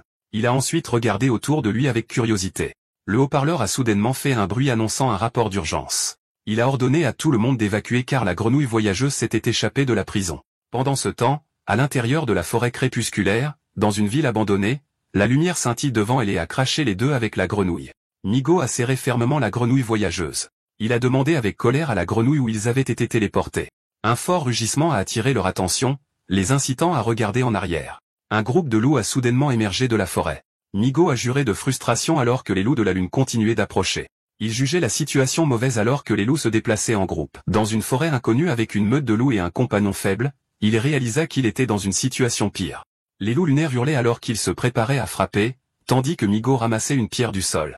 Avec un ton sérieux, il ordonna à Yuna de courir rapidement au compte de 3, mais il n'entendit pas de réponse et lui demanda. Il serra les dents, confirmant si elle pouvait l'entendre, mais les loups se précipitèrent soudainement pour plonger et attaquer. Il jure de frustration car il est trop tard et se prépare à se battre. Il bondit en avant, frappant chaque loup lunaire avec une pierre à la main. Il atterrit alors parfaitement sur le sol alors que les loups tombaient. Il trouva alors étrange que les loups lunaires ne soient pas agressifs. Yuna l'appela soudainement, mais il l'écarta. Il lui dit fièrement qu'il avait vaincu tous les loups lunaires qui les avaient attaqués. Yuna se moque de lui disant que les cibles des loups n'étaient pas eux. Elle lui montra alors le louveteau lunaire, lui disant que c'était eux. Migo regarde avec admiration, réalisant que ce sont leurs petits. Elle marche vers eux, lui disant qu'elle a lu les documents de l'école. Yuna rendit les petits et informa Migo que c'est tout ce qu'ils doivent faire. Les loups lunaires accueillent joyeusement leurs petits. L'expression de Migo s'assombrit alors qu'il considérait la bête comme un ennemi. Regardant les loups, il décida de les attaquer. Il serra le poing, se préparant à frapper. Quand soudain, Yuna lui montra le petit et l'incita à le serrer dans ses bras. Il fut surpris alors qu'il le repoussait. Yuna lui passa de force le petit, incitant Migo à paniquer et à crier. Le petit endormi était maintenant dans sa main. Ses joues rougirent alors qu'il réalisa que c'était effectivement mignon. Migo remarqua que les bêtes avaient des émotions et des valeurs familiales. Il les regarda, se demandant s'il allait tuer les bêtes. Le loup leur offrit un lapin mort. Il rugit alors comme pour dire quelque chose. Yuna dit alors à Migo que les loups faisaient preuve de gentillesse parce qu'ils avaient rendu les petits. Migo attrapa le lapin et remercia le loup en pensant qu'ils avaient un sens de la gratitude. L'herbe bouge, incitant Migo à regarder en arrière avec alarme. C'était un chasseur qui pointait le fusil sur eux. Migo dit à tout le monde de faire attention alors qu'il commençait à bouger. Le loup le protégea des balles, le faisant se figer sous le choc. Il atterrit alors sans vie sur le sol tandis que les deux restaient sous le choc. Yuna tendit la main vers le loup car elle ne pouvait pas le croire, mais Migo se précipita vers elle et l'embrassa pour qu'elle se baisse. Les deux atterrirent sur le sol alors que la série de balles enflammées surgissait d'en haut. Une explosion massive eut lieu tandis que les chasseurs continuaient de tirer. Les loups lunaires rugirent et protégèrent les petits. Ils se précipitèrent ensuite pour attaquer un chasseur, mais les assassins apparurent. Ils les tailladèrent ensuite violemment et se moquèrent d'eux pour avoir agi avec arrogance tandis que les loups atterrirent sans vie. Yuna mit ses mains sur son visage et demanda ce qui se passait. Il se faufile et découvre que les loups étaient tous morts, mais les petits étaient laissés indemnes. Yuna était choquée car elle ne pouvait pas croire ce qu'elle voyait. Les chasseurs firent un pas en avant. Ils rassemblèrent joyeusement tous les butins et les petits. Les yeux de Yuna devinrent larmoyants de colère alors qu'elle les maudissait. Elle était sur le point de sortir quand Migo la tira à l'intérieur. Elle fit alors face à Migo et lui raconta ce qu'ils avaient fait, mais Migo l'écarta en disant que les humains et les bêtes sont des ennemis. Yuna riposta, disant que les loups lunaires étaient amicaux avec eux. Migo baissa les yeux et lui dit que c'est toujours une bête et qu'ils étaient des humains. Yuna était dévastée mais choisit de se couper. Migo lui prit la main et décida de suivre les chasseurs pour retrouver leur chemin. Le chasseur chauve les remarqua et demanda où ils se trouvaient. Son subalterne pointa alors les deux. Migo leur dit qu'ils venaient de l'académie d'arts martiaux et qu'ils avaient été téléportés accidentellement. Les chasseurs les regardèrent, répétant ce que Migo avait dit. Le visage du chasseur chauve se tordit, disant que les deux étaient de la nourriture dans la nature. Il ordonna alors à ses subalternes de les capturer vivants. Les chasseurs les encerclèrent tout en disant ouvertement leur fantasme sur Yuna. Cette dernière eut peur et demanda ce qu'ils essayaient de faire. Les yeux de Migo s'aiguisèrent alors qu'il avertissait les chasseurs de ne pas faire quelque chose de stupide. Le chasseur se jeta sur lui avec un fusil à la main. Migo le bloqua d'une main. Il regarda alors le chasseur intensément. Le visage du chasseur se tordit d'horreur. Alors que Migo asséna un puissant coup de poing sur son visage, l'envoyant voler dans les bois. Migo se tenait avec un poing serré, disant qu'il se sentait mieux maintenant. Il osa alors le chasseur à l'attaquer. Le chasseur chauve ordonna furieusement aux autres de l'attaquer. Les chasseurs préparèrent leurs armes. Ils commencèrent alors à tirer et à attaquer simultanément avec des poignards. Migo apparut soudainement devant eux et se moqua d'eux. Migo activa son éclair de choc électrique, laissant des vrilles bleues derrière lui tout en envoyant les ennemis au loin. La mâchoire du chasseur chauve tomba, témoignant de la force de Migo. Ce dernier apparut devant lui, incitant le chasseur chauve à reculer sous le choc. Migo lui demanda fermement pourquoi il avait attaqué un étudiant de l'académie. Le chasseur serra les dents de rage, disant à Migo qu'il n'avait pas le droit de lui poser des questions.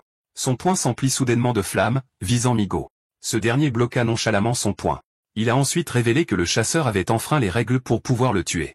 Le chasseur a essayé de l'arrêter, mais Migo était inarrêtable et lui a donné un coup de pied au visage.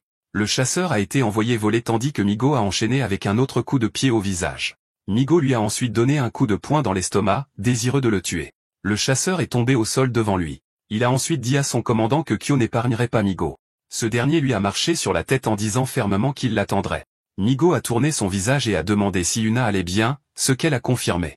Elle s'inquiète pour les petits sur sa poitrine, ce qui l'incite à demander à Migo s'ils peuvent emmener les petits avec eux. Migo a accepté et lui a dit qu'il allait juste ramasser le butin des chasseurs. Il a alors commencé à chercher les chasseurs tombés lorsqu'un cristal cramoisi est tombé de sa poche.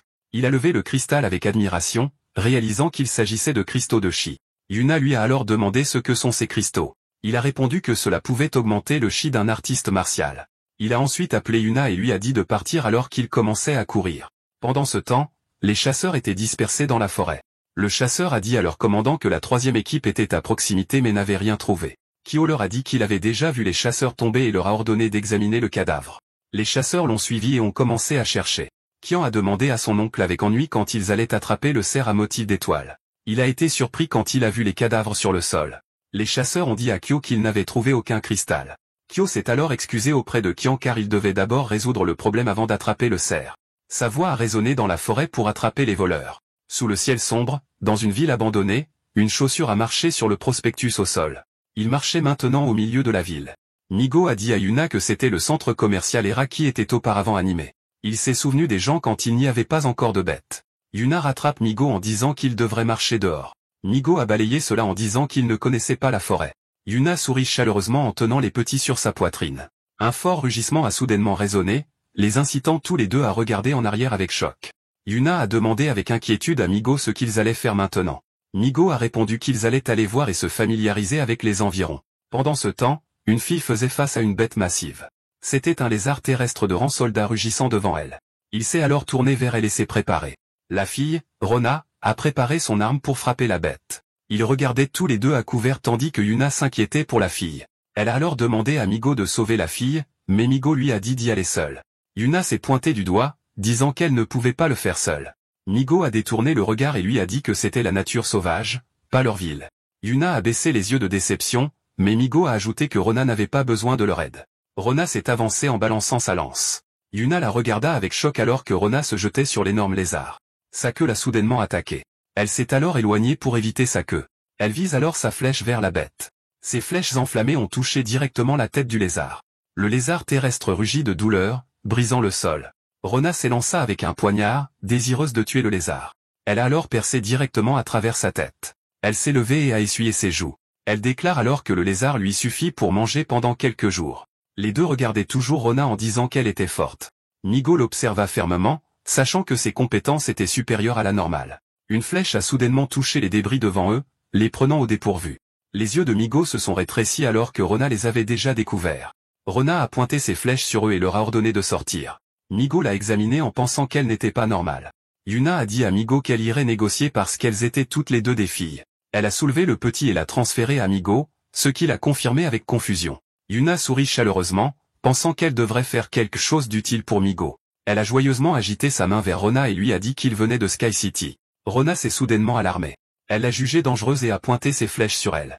Yuna a paniqué en voyant cela. Elle a nerveusement demandé à Rona pourquoi elle avait peur d'elle. Rona était énervée et lui a dit de se taire, ne laissant aucun choix à Yuna. Migo est sorti et a dit à Yuna d'arrêter de gaspiller son souffle parce que Rona fait partie d'une race abandonnée. Yuna lui a demandé avec curiosité à ce sujet pendant qu'il commençait à raconter ce qui s'était passé il y a des années.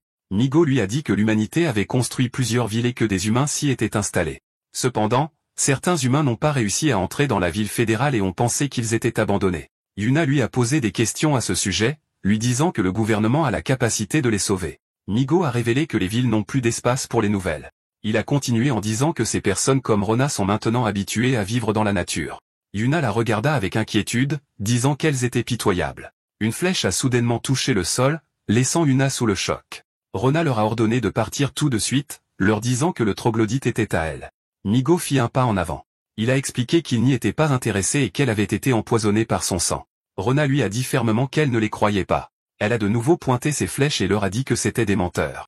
Migo a facilement esquivé ses flèches enflammées tout en lui disant que ça ne pouvait pas du tout lui faire de mal. Rona leva la main et lui dit de ne pas devenir arrogant. Une énergie verte tourbillonnait autour d'elle alors qu'elle activait sa technique. Une vigne est soudainement apparue de ses flèches et a commencé à s'enrouler autour de ses jambes, prenant Migo au dépourvu, tandis que Yuna lui disait avec inquiétude de faire attention. Rona a sauté au-dessus de lui avec son poignard, mais Migo lui a ordonné de tomber. Elle est ensuite descendue et s'est endormie sur le sol. Migo lui dit maladroitement qu'elle est empoisonnée tandis que Yuna était confuse. Yuna se faufile derrière tout en lui demandant ce qui ne va pas, ce à quoi il lui répond que Rona est empoisonnée. Il vérifia le front de Rona et dit à Yuna qu'il allait l'aider. Migo pensa au talent de Rona et en fut émerveillé. Yuna lui demanda avec curiosité où il pourrait trouver des antidotes dans la nature. Il se dirigea vers le lézard et révéla qu'il avait des organes de désintoxication. Yuna fut surprise que Migo en sache autant. Il lui dit alors que c'était à cause de son expérience. Il lui montra ensuite la glande de désintoxication qu'il avait trouvée. Il le mit de côté et chercha d'autres ingrédients. Il a pu trouver les ingrédients, mais Yuna lui a dit de ne pas les donner directement à la fille. Migo activa soudainement une formule de chaîne de feu, ce qui fit réagir Yuna en tremblant.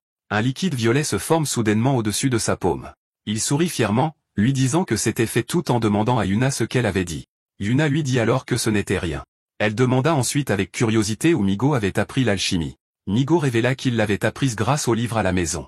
Il alla ensuite directement vers Rona tandis que Yuna contemplait sa réponse. Il transféra ensuite le liquide violet sur la bouche de Rona. Rona ouvrit lentement les yeux en demandant où elle était. Les deux la regardèrent et lui demandèrent si elle allait bien. Elle fut choquée de les voir tous les deux et décida de faire semblant tandis que Yuna lui demanda si elle s'était encore évanouie. Migo lui dit que si elle continuait à agir ainsi, il emmènerait la bête. Elle lui mordit alors les bras, en disant que c'était à elle. Migo secoue son bras tout en lui disant de lâcher prise. Elle atterrit ensuite sur le sol et se vérifia, surprise d'être guérie. Elle prit soudainement la main de Migo, lui demandant s'il était un pharmacien respecté. Migo admit qu'il était effectivement pharmacien. Yuna demanda à Rona comment il pouvait quitter cet endroit. Rona lui dit qu'elle peut les faire sortir, mais Migo doit d'abord voir sa tribu. Migo demanda avec curiosité pourquoi il devait y aller. Rona était sur le point de parler lorsqu'elle fut soudainement interrompue. Yuna et Rona furent surprises en entendant un grand fracas. Les chasseurs les encerclèrent tous les trois, leur disant qu'ils n'allaient nulle part. Kyo ordonna à Migo de lui remettre le cristal cramoisi tout en le menaçant. Les yeux de Migo se plissèrent de confusion. Il donna soudainement un coup de pied au lézard vers eux tout en lui disant de se taire. Le lézard mort vola au-dessus d'eux tandis que Kyo ordonna aux chasseurs de tirer. Leur arme laissa échapper une balle flamboyante, tirant continuellement sur le lézard terrestre en plein air. Migo sauta au-dessus du lézard et pointa les flèches vers eux. Kyo fut surpris par le geste de Migo, tandis que ce dernier était impatient de tous les anéantir sauf un. Il lâcha ensuite la flèche alors que les trois se précipitaient vers l'avant. Elle frappa ensuite directement les chasseurs, les faisant grimacer de douleur. Il apparut rapidement devant le chasseur. Il le frappa ensuite avec un poignard. Kyo pointa son arme sur lui, mais Migo lui donna instantanément un coup de pied dans les couilles. Le visage de Kyo devint violet et se tordit de douleur. Le lézard mort atterrit sur le sol. Migo attrapa Kyo tout en pointant son poignard et en disant à tout le monde de ne pas bouger. Le chasseur cria, lui demandant de lâcher son patron. Migo riposta alors, leur ordonnant de lâcher Yuna et Rona en premier. Le chasseur ricana, disant qu'ils en avaient capturé deux alors que Migo n'en avait qu'un. Yuna dit à Migo de ne pas se soucier d'eux, tandis que Rona suivit et lui ordonna de tuer les chasseurs. Kyo avertit Migo de se rendre docilement. Migo donna soudainement un coup de pied dans ses jambes, faisant grimacer Kyo de douleur. Migo lui dit d'ordonner au chasseur de relâcher les deux. Kyo tourna son visage avec rage et le traita de bâtard. Il ordonna alors au chasseur de casser les jambes de Yuna et Rona. Le chasseur suivit et leva son fusil, mais Migo cria qu'il tuerait leur patron si quelqu'un était blessé. Le chasseur s'arrêta, confus quant à ce qu'il fallait faire. Kyo dit à ses subordonnés que Migo ne faisait que les menacer. Migo resserra le poignard et osa Kyo à essayer. Il ricana, disant que si Kyo perdait, il mourrait. Kyo essaya de trouver une faille tout en négociant avec lui. Migo était furieux et lui demanda s'il voulait mourir immédiatement. Kyo ordonna alors aux chasseurs de baisser leurs armes. Les chasseurs se regardèrent avec hésitation, incitant Kyo à crier désespérément. Le sol tremble soudainement, faisant paniquer les chasseurs. Un énorme lézard de feu émergea soudainement du sol, le brisant en morceaux. Ils reconnurent alors qu'il s'agissait d'un lézard de feu de rang de soldat 9 étoiles. Migo cria quand il vit Yuna voler dans les airs. Au milieu des débris, Yuna lui a dit de ne pas venir, mais il a sauté et a essayé de l'atteindre. Il lui a alors tenu le poignet et l'a emmené loin de la bête massive. Ils ont tous les deux atterri parfaitement sur le sol, mais des débris massifs sont allés dans leur direction. Ils ont été surpris lorsque Rona les a traversés et les a protégés des énormes débris. Migo s'est soudainement précipité vers Rona qui tombait en l'appelant. Il l'a rattrapée dans ses bras et lui a demandé si elle allait bien. Rona l'a soudainement repoussée et lui a dit qu'elle allait bien. Elle a tourné le dos, disant qu'elle ne faisait que rendre l'appareil. Les chasseurs ont tiré avec leurs fusils sur l'énorme lézard. Migo s'est dit que c'était une bête 9 étoiles et que les attaques normales n'auraient aucun effet. Le lézard de feu a soudainement craché un feu massif, obligeant les chasseurs à courir pour sauver leur vie. Migo a porté Yuna et Rona tout en sautant pour éviter le feu. Migo leur a dit qu'ils ne pouvaient pas le gérer et qu'ils devraient courir rapidement. Il a ensuite couru plus vite à travers la ville abandonnée, mais le lézard de feu les a suivis tous les trois. Les deux ont demandé ce qui se passait et pourquoi le lézard les suivait. Migo a révélé que l'odeur de l'autre lézard persiste sur Rona à cause de la désintoxication. Il a ensuite continué à courir tout en soupçonnant que le lézard était sa progéniture. Les yeux de Yuna s'écarquillèrent, leur disant qu'il y avait une falaise devant.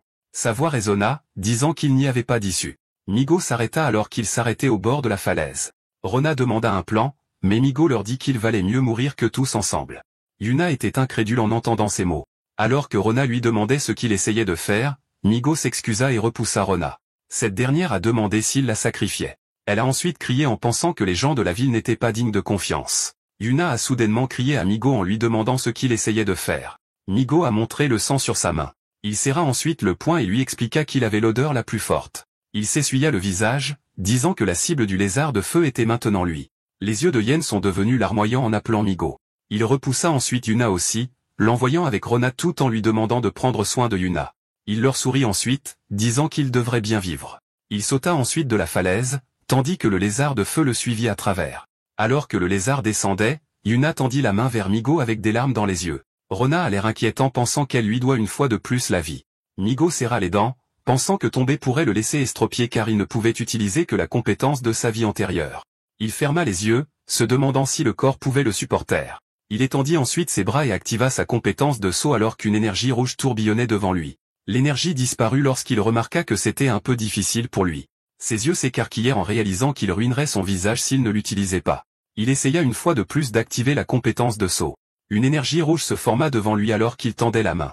Il disparut une fois de plus, l'incitant à crier alors qu'il descendait en dessous. D'énormes ailes dorées sont soudainement apparues. Il se figea alors d'admiration avec de la sueur sur le visage. Ses doigts touchaient le sol lorsqu'il réalisa que la compétence fonctionnait. Il était confus en voyant les invites du système l'avertir. Il a ensuite déduit la moitié du QI qu'il avait économisé en battant des monstres. Il examina le système, réalisant qu'il avait une fonction d'auto-sauvetage mais qu'elle était coûteuse. Migo leva ensuite les yeux avec alarme. Le lézard de feu descendit alors furieusement de la falaise. Il remarqua que l'endroit était un parc d'attractions abandonné. Il décida alors de se cacher car il ne pouvait pas gérer le lézard de feu dans son état actuel. L'invite du système annonça soudainement une mission spéciale consistant à tuer le lézard de feu. Il réalisa que c'était la première fois que le système lui confiait une mission récompensée, il devait réussir. Il sauta alors à travers les bois, ne laissant qu'une trace derrière lui. Le système l'a alors averti que s'il n'est pas accepté, tout son chi restant sera déduit. Il s'arrêta alors en réalisant que mettre le chi à 0 signifie la mort. Il serra les dents car il voulait faire profil bas, mais le système l'obligea à faire la mission, l'incitant à revenir en courant. Il fit alors face au lézard de feu avec un seul plan, celui de frapper son point faible avec un coup fatal. Il se précipita alors en avant, pensant que s'il était désavantagé, il jetterait simplement sa vie. Le lézard de feu ouvrit grand la bouche tandis que Migo continuait à s'enfuir. Il utilisa ensuite son art du ciel de saut et atterrit de l'autre côté du parc tandis que le lézard de feu fut laissé derrière. Il s'agenouilla alors tandis que l'énergie rouge tourbillonnait autour de lui. Le lézard de feu le suivit ensuite à travers l'eau, ce qu'il voulait. Il plongea ensuite profondément dans l'eau tandis que Migo sauta au-dessus. L'eau commença à bouillir, tandis que le lézard de feu était profondément à l'intérieur et rejetait l'eau sur sa gorge. Le lézard de feu réussit à s'échapper de l'eau tandis que Migo regardait d'en haut. Il pensait que ce n'est que par ses narines et son cerveau qu'une blessure mortelle peut être infligée. Le lézard de feu regarda autour de lui comme pour le trouver alors qu'il était au-dessus de la grande roue. Il saute ensuite de la balade, visant sa lance vers le lézard de feu. Il ouvrit alors la bouche pour préparer une attaque contre lui, mais il atterrit juste à temps et perça sa narine en lui disant de mourir. Le lézard de feu riposta et cria de douleur. Il réalisa alors que sa force physique n'était pas assez forte pour percer profondément. La bête traversa soudainement le parc avec la bouche ouverte. Migo décida d'activer sa consommation d'essence de sang alors que l'énergie rouge tourbillonnait autour de lui. Il poussa alors à travers la lance alors qu'il visait à percer. Le lézard de feu frappa alors sa tête contre le mur rocheux, piégeant Migo entre les deux. Il essuya ses lèvres en serrant les dents, pensant que c'était proche. L'invite du système apparut et le félicita d'avoir vaincu la bête. Des vrilles rouges ont soudainement tourbillonné autour de son corps, le déconcertant. Il serra ensuite la poitrine comme s'il avait du mal. Le système a annoncé que le QI avait atteint sa limite et que le reste ne pouvait pas être absorbé. Il serra la poitrine en s'appuyant contre le mur. Le système a demandé s'il voulait subir une modification corporelle car il ne pouvait pas supporter l'essence. Migo a décidé d'appuyer sur le bouton oui. Il lui a ensuite montré comment marquer l'ennemi et obtenir sa chair pour augmenter la limite. Il l'a regardé et a réalisé qu'il est facile de devenir plus fort. Il a été alarmé lorsque le système lui a dit qu'il devait le terminer dans la journée pour éviter la mort. Migo a été choqué, pensant que la punition était la mort, alors il a décidé de planifier soigneusement. Une soudaine poussée de douleur frappa à nouveau sa poitrine. Il halta en pensant que c'était inconfortable. Il s'assit alors et décida d'utiliser ses compétences pour soulager la douleur. Pendant ce temps, à l'intérieur de la forêt se trouve un camp militaire. Les soldats ont capturé les chasseurs. L'un d'eux a riposté en demandant qui leur avait donné le droit de les capturer. Le soldat a pointé son arme sur lui, demandant pourquoi il se faufilait à la base militaire. Quelqu'un s'est soudainement présenté et a dit aux soldats de baisser leurs armes. Il a ensuite attrapé l'épaule de l'otage et a promis de les laisser partir s'ils ne sont pas des espions. L'homme nommé Bruno a souri, leur disant qu'ils doivent les interroger. Les autres otages ont hoché la tête lorsque leur chef les a regardés. Il a alors accepté et a demandé ce qu'ils devaient faire. Bruno leur a dit qu'ils avaient une mine et a demandé de l'aide. Le chef a levé sa main liée et l'a demandé. Bruno a ordonné aux soldats de détacher les chasseurs. Les deux chasseurs sont allongés au sommet de l'arbre tout en observant l'armée. Le gars a dit à sa fille de se dépêcher de revenir et d'appeler à l'aide. Sa fille a ensuite suivi l'ordre de son père. La fille a ensuite sauté à travers les arbres et s'est dépêchée de rentrer chez elle. Pendant ce temps, une bête a été percée à travers son corps. Migo se tenait devant la bête vaincue tout en décidant d'abord d'obtenir une arme. Il a ensuite jeté le bâton et a traversé la forêt. L'invite du système est apparu et a offert un service de navigation. Migo n'a pas admis qu'il était perdu, mais le système lui a demandé une fois de plus, l'incitant à accepter. Une lumière dorée a soudainement émergé. Un poussin en est soudainement sorti et a atterri sur la tête de Migo. Le poussin a pointé vers l'avant et a dit à Migo qu'il y a un ennemi puissant là-bas. Migo regarda le poussin avec incrédulité. Il s'avança ensuite et suivit le poussin. Pendant ce temps, les chasseurs ont été envoyés dans la fosse à l'aide d'une corde. Alors qu'ils atterrissaient à l'intérieur de la fosse, Bruno jeta les deux sacs et leur demanda de les remplir. L'un d'eux a demandé avec colère pourquoi Bruno ne descendrait pas si ce n'est pas difficile. Leur chef a demandé s'ils n'avaient pas senti le sang, leur disant que ce n'est pas simple. Ils se sont ensuite rassemblés au milieu tout en étant attentifs à leur environnement. Ils ont préparé leurs armes et se sont préparés. Les chasseurs sont entrés par la caverne sombre, tandis que les soldats ont félicité Bruno d'avoir convaincu les chasseurs de descendre. Bruno sourit largement, leur disant avec arrogance d'apprendre de lui. Les chasseurs ont continué à le traverser tandis que leur chef sentait que quelque chose n'allait pas. Quelque chose a soudainement frappé le pied de leur camarade. Il a ensuite crié de douleur tandis que les autres regardaient avec horreur. Ils ont instantanément rejoint leur camarade et ont demandé ce qui s'était passé. Des vrilles sombres ont soudainement surgi, puis ont rapidement frappé les autres chasseurs. Les chasseurs ont regardé autour, mais les vrilles ont été assez rapides pour frapper et frapper. Ils ont tous crié de douleur alors que les vrilles leur coupaient les membres. Ils ont ensuite paniqué et se sont demandé ce qu'ils devaient faire. Leur membre leur a dit qu'il allait commencer à collecter du minerai et à demander de l'aide.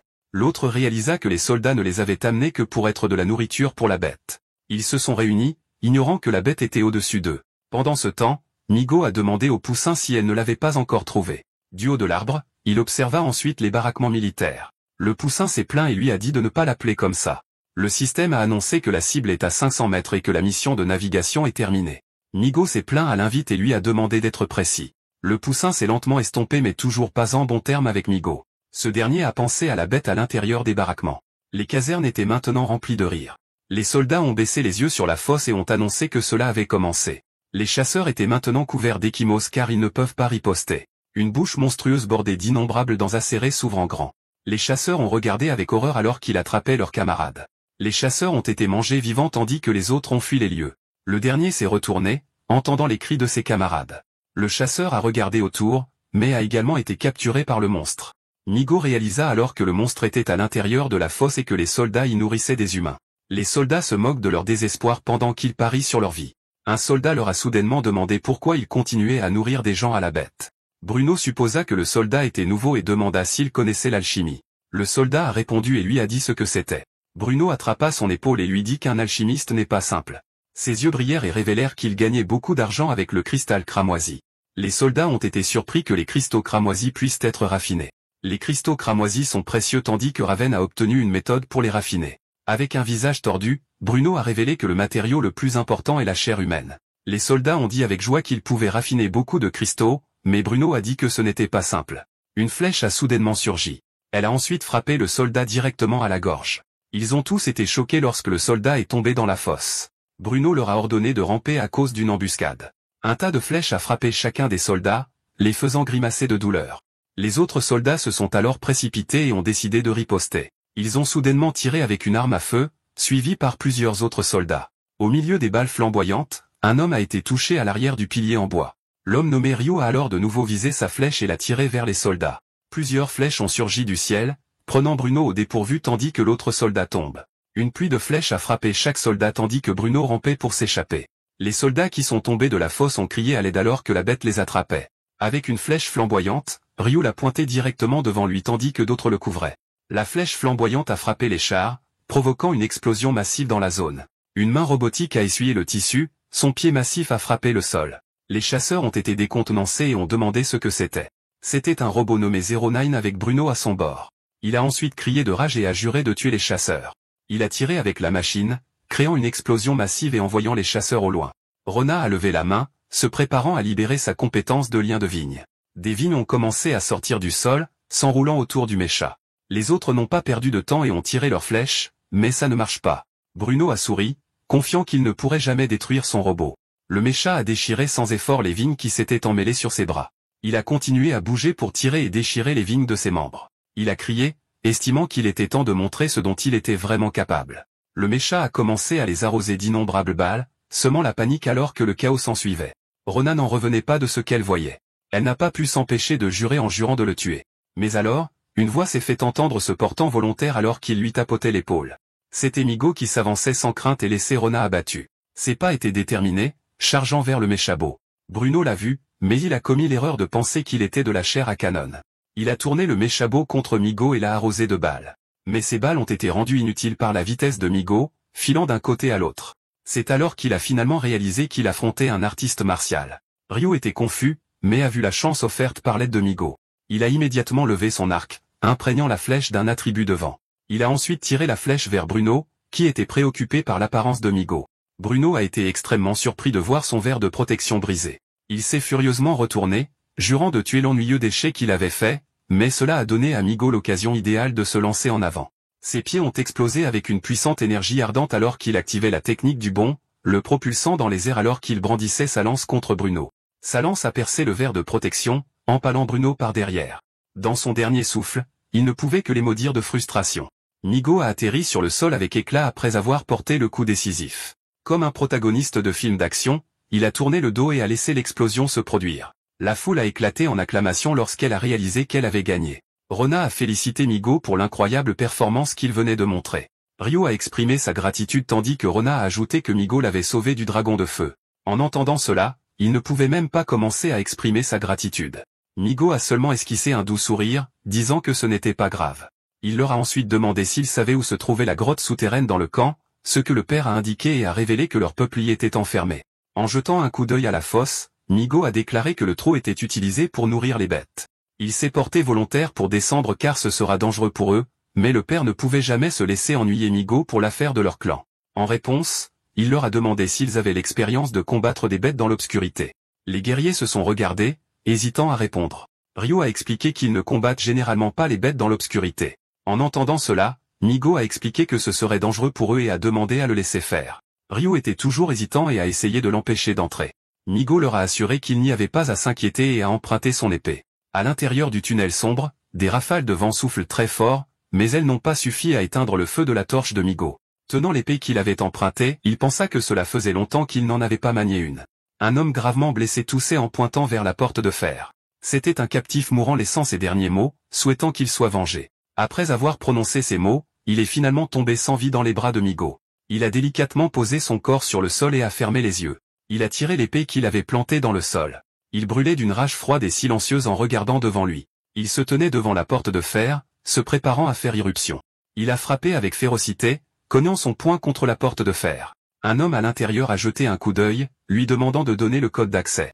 Avec une expression féroce, il a donné le code, meurs. L'homme a claqué le Judas, menaçant de le donner au ver des sables.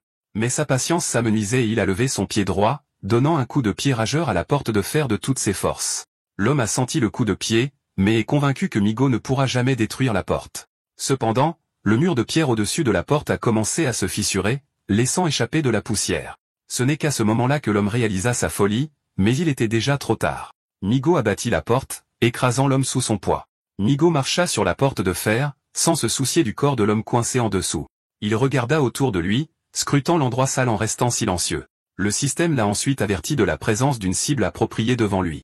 Avec cela, il a supposé que la bête cible était à l'intérieur. Il continua son chemin vers l'avant, entrant dans le laboratoire caché avec d'étranges machines et appareils à l'intérieur. Il s'avère qu'il s'agissait d'une installation pour l'élevage de vers des sables. Il ne pouvait sentir personne, pas même l'aura d'une bête, mais c'était son erreur d'avoir baissé sa garde. L'ennemi s'était complètement faufilé derrière lui.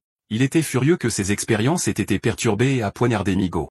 Ce dernier fut extrêmement surpris et serra les dents. Heureusement, il fut assez rapide pour réagir et esquiver instantanément. Il n'a même pas senti sa présence, ce qui lui a fait conclure que cet ennemi n'est pas simple. Migo remarqua que sa blessure n'était qu'une étrange illusion. Le système l'a ensuite averti de l'apparition de la cible, l'artiste martial et alchimiste de rang 2 nommé Raven. Migo fut surpris de voir que sa cible n'est pas une bête de haut rang, mais un humain. Raven se demanda comment il était entré en voyant qu'il n'était pas son subalterne. Migo répondit sarcastiquement qu'il avait utilisé ses jambes pour entrer là-dedans. Raven fut alors surpris en remarquant quelque chose. Il trembla d'une rage incontrôlable, explosant de fureur en réalisant que Migo avait tué tous ses précieux bébés. Il tomba à genoux, sombrant lentement dans la folie. Migo peut sentir à quel point la cible est réellement forte, sentant une aura de bête en lui. Il commença à dégager son énergie inquiétante, enragé que ses efforts aient été gaspillés. Il activa sa compétence, Dark Knight Star Territory et libéra de l'énergie sombre. Migo réalisa qu'il s'agissait d'une compétence de territoire capable de voler complètement la vision de quelqu'un. La chose la plus gênante lorsque l'on affronte un artiste martial est de gérer ses compétences. Raven s'est complètement faufilé derrière Migo une fois de plus, qui était toujours inconscient. Il leva sa dague imprégnée d'énergie inquiétante. Il était sur le point de le poignarder quand Migo se retourna soudainement et frappa. Migo remarqua comment Raven avait supprimé son aura et son son. Bien qu'il ait pu réagir, la dague resta plantée dans son dos. Raven le menaça de mourir dans 12 autres attaques. Pendant ce temps, Migo trouve cette compétence de territoire ennuyeuse et serra les dents. Le système lui rappela alors que marquer la cible l'enfermerait dans sa vision. Mais 24 heures après le marquage, l'échec à tuer la cible entraînera la mort. Raven continua à l'offensive tandis que Migo essayait d'esquiver. Cependant, la troisième attaque réussit à se connecter directement à sa poitrine. Il résolut de le traiter comme une bête et de le chasser. Aujourd'hui, il est sûr que l'un d'eux mourra dans cette bataille. Il ordonna alors au système de marquer Raven. Sortis de nulle part, des crocs acérés ont été conjurés comme s'ils étaient prêts à dévorer n'importe qui. Les crocs ont commencé à traverser l'air comme s'ils cherchaient la cible. Il réussit à se frayer un chemin dans le dos de Raven et le mordit, le marquant. Raven était confus, se demandant ce qui s'était passé et pourquoi il avait un mauvais pressentiment, mais il l'écarta et se tourna vers Migo, qui semblait toujours inconscient. Son masque ne pouvait pas cacher son expression diabolique alors qu'il prévoyait de donner Migo à manger à ses bébés. Il chargea ensuite vers l'avant dans le but de porter une attaque sur son dos, mais Migo l'avait déjà vu venir et se baissa pour esquiver. Il lança ensuite rapidement une contre-attaque, son épée fendant l'air. Raven fut complètement surpris. Il fut pris au dépourvu car il ne l'avait jamais vu venir. La lame impitoyable de Migo se déchira vers le haut, tranchant Raven verticalement. Mais tant mieux pour Raven, il réussit à se téléporter à temps et à esquiver. Il était tellement confus, lui demandant comment il savait où il était. Mais Migo refusa de répondre et se contenta de le traiter de lâche. Cela ne fit que ravir Raven, trouvant la situation amusante et intéressante. Son visage se transforma en une expression vicieuse, déclarant Migo un matériau précieux. Il se gratta la tête, réfléchissant à ce qu'il fallait faire dans cette situation. Puis il claqua des doigts alors qu'il avait enfin trouvé une réponse. Il lui dit de s'agenouiller et de supplier pour qu'il lui donne une chance de devenir riche avec lui. Mais Migo avait une contre-offre. Raven devrait s'agenouiller et supplier pour qu'il lui accorde une mort sans douleur. En entendant cela, il gloussa en trouvant ces mots intéressants. Il n'avait jamais eu quelqu'un qui n'avait pas peur de lui auparavant. Il prit sa posture de combat, prêt à bondir contre Migo. Il poussa en avant dans une explosion d'énergie instantanée, visant la tête de Migo. Ce dernier réussit à parer l'attaque d'un coup d'épée. Les deux se sont engagés dans une bataille féroce alors qu'ils échangeaient des coups mortels. Raven l'a inondé d'un barrage d'énergie violette tandis que ce dernier se défendait. Il fut même surpris que Migo puisse prédire toutes ses attaques. Il se demanda si ce sont les compétences qu'un artiste martial de rang 1 devrait avoir. Alors qu'il continuait, Migo vit finalement une ouverture entre ses défenses. Il ne perdit pas de temps et se lança immédiatement pour tuer, visant son corps. Son épée traversa un arc bleu, déchirant Raven verticalement. L'attaque de Migo effleura finalement Raven, qui se pencha en arrière pour tenter d'esquiver. Il se retira ensuite à une certaine distance de Migo. Il fut extrêmement surpris qu'il ait réussi à suivre sa vitesse. En plus de cela, il peut également ressentir une pression effrayante de son corps. Migo lui lança un regard froid et lui demanda s'il avait peur. Il resta ferme, plantant son pied fermement sur le sol. C'est alors que Raven commença à ressentir un sentiment de crainte et d'anxiété en lui. Il transpirait à l'idée qu'il puisse réellement mourir aux mains de son rebut de rang 1. Migo n'attendit plus et brandit son épée contre Raven, qui restait incrédule face à cette situation improbable. Il lança une sphère d'éclairs sombres condensés vers Migo, mais il la trancha sans effort d'un simple coup d'épée. Une puissante explosion violette s'ensuivit, libérant des rayons de lumière violette aveuglants. Migo réalisa son erreur d'avoir permis à Raven de se cacher à la vue de tous. Il ne réalisa pas que pendant ce court laps de temps, Raven avait déjà réussi à attaquer. Il serra les dents, choqué de voir deux lames plongées dans sa poitrine. Raven le dépassa en trombe, comptant qu'il ne restait plus que cette attaque. Migo se retourna, déclarant que c'était suffisant pour tuer Raven, mais les mains de ce dernier étaient alors couvertes d'une énergie cramoisie, s'élevant graduellement pour envelopper tout son corps dans une étrange armure cramoisie. Migo resta inébranlable, remarquant son apparence particulière. Il ne perdit pas de temps et chargea immédiatement, lançant une puissante attaque d'épée contre lui. Mais il fut surpris de voir les étranges propriétés de son armure cramoisie. Il fut choqué de constater que ses attaques ne fonctionnaient plus contre ses défenses. Pour aggraver les choses, son épée était même coincée et emmêlée dans l'armure. Raven lança une attaque tandis qu'il la bloquait avec ses bras nus. Il enchaîna avec une contre-attaque et libéra son explosion d'énergie QI. Migo lui enfonça son épée. Raven se moqua de lui et lui dit qu'il ne pouvait pas percer son armure, même avec le QI de l'épée.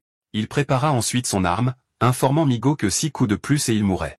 Migo réalisa que le poignard de l'ombre absorbait son QI en énergie. Il le regarda, pensant que Raven faisait trop confiance à son armure d'os. Avec détermination, il décida de percer son armure et de remporter la victoire. Dans sa vie antérieure, il avait balancé d'innombrables fois contre le soleil pour atteindre un état suprême d'escrime. Il affronta le soleil car il voulait traverser la lumière la plus rapide du monde. Finalement, Migo ne réussit pas. Il sauta au-dessus et traversa la lumière avec ultima force.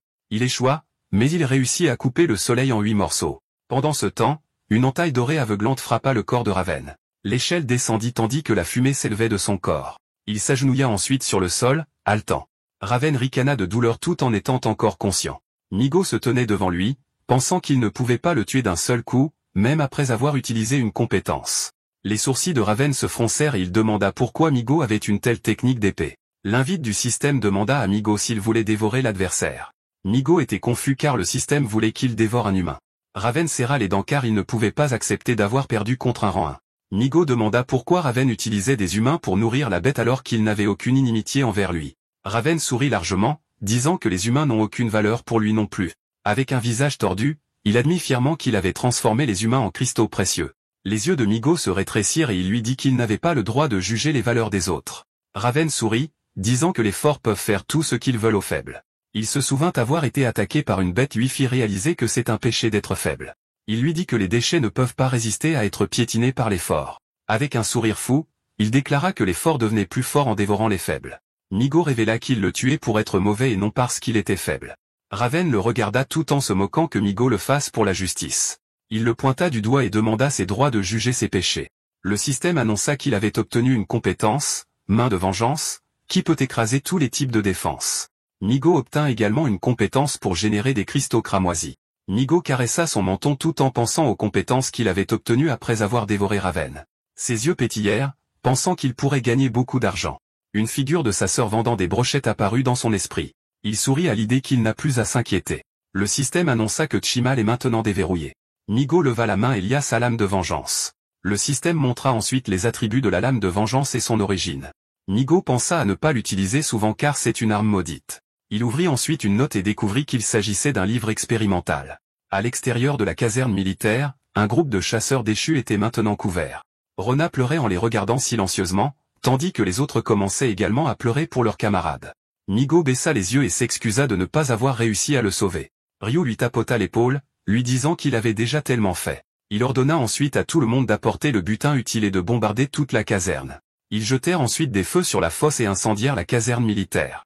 À l'extérieur de la caserne, les chasseurs s'éloignèrent ensuite avec Nigo et Rona. Nigo tourna son regard vers Ryu et lui dit qu'il n'était plus en sécurité pour rester là.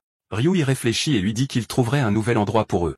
Pendant ce temps, à l'intérieur de la ville abandonnée, les civils profitaient joyeusement de leur temps. Ils accueillirent ensuite joyeusement les chasseurs. Yuna se tenait avec un sourire, reconnaissant Nigo de loin. Elle se précipita ensuite joyeusement, soulagée que Nigo aille bien. Nigo lui prit le visage et lui dit que se précipiter trop vite est dangereux.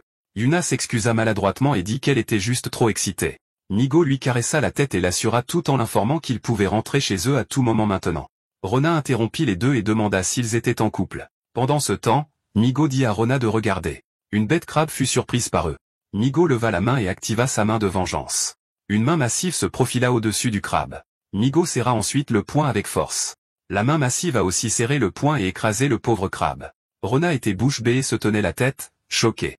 Nigo attrape la chair du crabe, disant à Rona qu'ils peuvent maintenant retourner chercher le médicament de sa mère. D'accord, c'est la fin de l'histoire. Merci d'avoir regardé. À la prochaine.